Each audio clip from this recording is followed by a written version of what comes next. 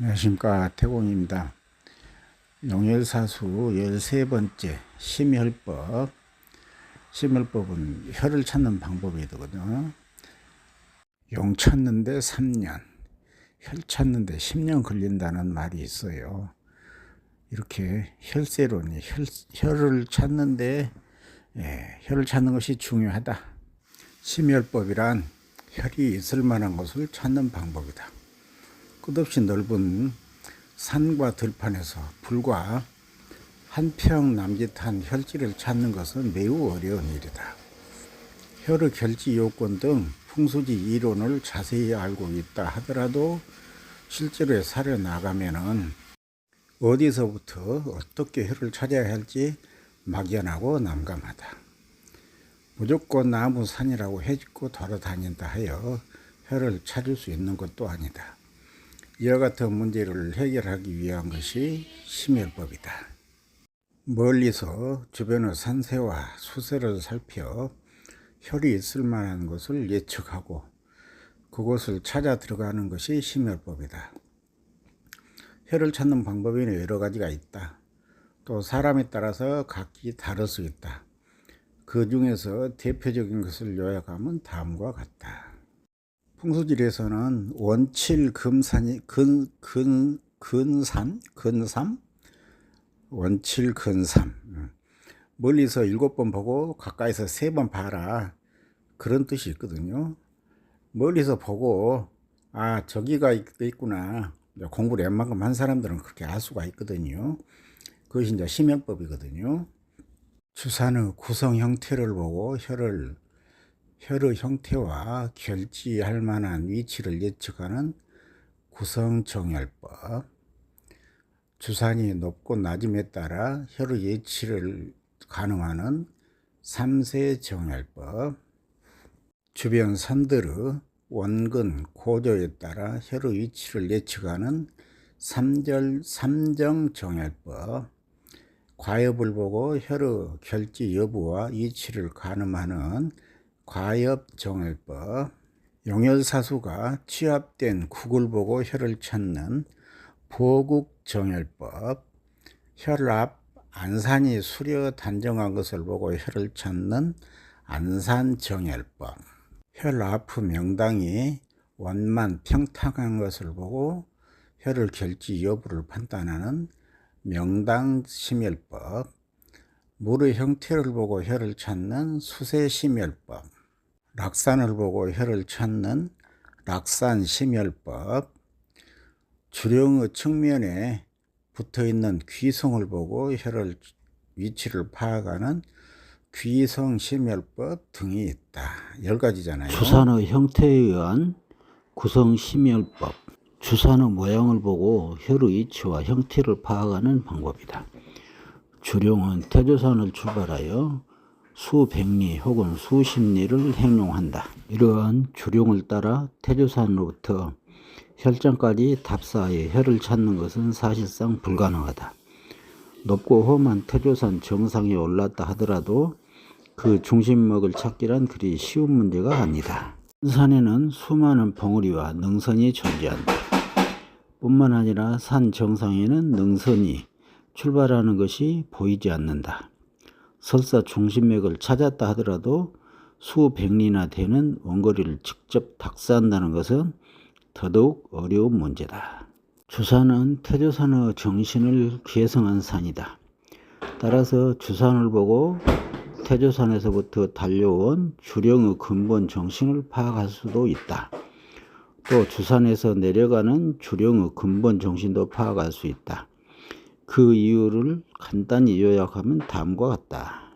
주령은 태조산에서 낙맥한 다음 다시 기봉하여 제1성봉을 이룬다. 여기서 구성과 오행의 기본 정신을 부여받고 먼 거리를 행용해 나간다. 행용하면서 태조산의 험한 기운을 탈살하기 위해서 괴장천심, 기복, 과엽, 박환 등 여러 변화를 한다. 그리고 중조산을 비롯하여 여러 주필산들을 거쳐 행용을 계속한다. 괴장천심이라는 것은 10개자 장막 장자. 장막이 딱 거치면서 그 연극 배우들이 딱 등장하는 거 있잖아요. 그런 형태인데 이렇게 봉우리에서 중심백이 내려오잖아요. 중심백 내려오고 양 옆에서 청룡백호 가지가 뻗으면서 그 청룡백호 가지 사이로 중심맥이 나온다. 마치 학은 날개 사이에서 학은 목이 나오듯이 그렇게 나온 것 보고 개장천심이라고 그래요. 기복이라는 말은 일어났다 앉았다 하는 그걸 말하고요. 기복.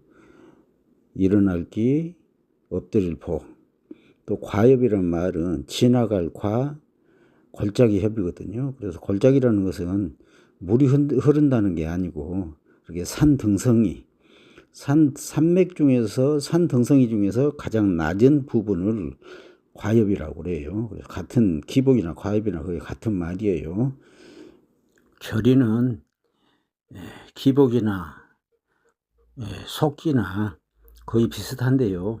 한 가지 추가될 것이 영사송사가 있어요. 네팔, 거팔. 저 보내준 쪽에서는 조심히 가거라 하고 할아버지가 이렇게 팔을 벌려서 따라온다면은 맞이한 쪽에서는 어서 오너라 하고 또 부모님이 엄마 아빠가 또 손을 벌리고 잡아주는 그런 영사송사가 있는 것을 결인이라고 그런다. 영사송사가 있는 곳에서 다음 영사송사가 있는 곳까지를 일절이라고 그런다. 그 점이 틀려요. 그래서 이 봉수질이 책에서는 용법 책에서는 청옥용에서는 소조산에서 2절 내지 3절에 혈이 있을 것이다 라고 기록을 해놓은 부분이 있어요. 그래서 이 결인하고 과엽하고 속기하고는 분명히 다르다. 용법에서는 결인이 굉장히 중요해요. 결인처에서 용도 재고 입술용을 재고 무슨 용이다. 그 다음에 5층 천산 71용도 거기서 재요. 용을 재는 것은 결인처다. 꼭 기억하셔야 돼요. 박환이 있었죠. 박환은 벗길 박자 바꿀로 한자. 변화를 하는 것이 박환이에요. 왼쪽으로 가다가 오른쪽으로 트는 것도 박환. 20도 구배로 가다가 30도 구배가 경사도가 바꿔지는 것도 박환. 석산으로 오다가 흑산으로 바꿔지는 것도 박환. 바꾸는 것도 박환이에요. 박환을 통해서 이렇게 살기를 벗고 좋은 용으로 거듭난다. 또 결인석기를 통해서도 마찬가지예요. 결인석기를 통해서 살기를 털고 좋은 용으로 거듭난다. 그런 뜻이에요. 이 주령이 혀를 맺고자 할 때는 제1성공과 똑같은 형태의 주산을 만드는 것이다. 소조산인 주산은 태조산을 출발한 주령의 정신과 형태를 그대로 나타내는 응성이기 때문이다. 예를 들어서 증조 고조하고 나하고는 전혀 다른 세상에 살았었고 전혀 다른 얼굴을 하고 있다고 할랑가는 몰라도 그 어떤 변하지 않는 그런 것은 있다. 유전자 변하지 않잖아요. 또 그분들의 성품도 크게 변하지 않아요. 그 나물에 그 밥이 좀 어디 가겠어요. 그래서 변하지 않는 어떤 그런 것들이 있다. 그런 것이 여기서 말하는 어떤 정통이고 혈맥이고 응성이고 그렇게 표현했어요. 추산을 살피면 태조산에서부터 소조산까지 이어오는 영의 기본 정신과 형태를 짐작할 수 있다. 또 주산에서 혈까지 이어지는 용맥과 혈의 형태도 예측할 수가 있다. 주산이 탐락 목성이면 양변으로 청룡과 백호 능선을 길게 뻗고 그 가운데로 중출맥이 출발한다. 개장천심하기 때문에 주령은 산 종톡에서 주로 출발한다. 그 말은 뭔 말이냐면요. 탐낭은 우계가 너무 뾰족하기 때문에 우계서부터 용맥이 출발한 게 아니고 우계는 그냥 가지가 없이 원통형처럼 비슷하게 생겼다가 종턱에서부터 가지가 뻗어 나온다 그 말이거든요. 청량과 백호 호의를 받으며 약 20리 또는 30년 정도 행동하는 것이 일반적이다. 능선이 끝나는 지점인 영진처에 이르러서는 유열인 유대를 찾는다. 그런데 여기서 20리, 30리 했잖아요. 근데 용법의 전문책, 정문서적 이렇게 청호경에서는 2절 내지 3절이라고 했어요. 절이란 이야기는 네팔 거팔 영사 성사가 있는 것이 그런 것이 영사 성사 있는 데서 영사 성사 있는 데까지가 1절이라고 했잖아요.